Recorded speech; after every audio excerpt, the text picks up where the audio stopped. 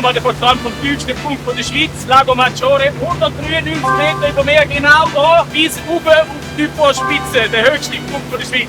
Wow! In 5 Tagen vom Lago Maggiore auf die Vorspitze.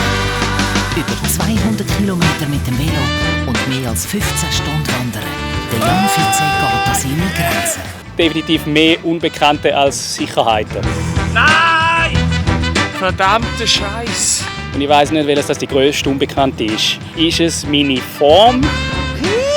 Es ist streng. Sind es die leicht schwierigen Wetteraussichten? Böse Windschatten und einen Regen fressen.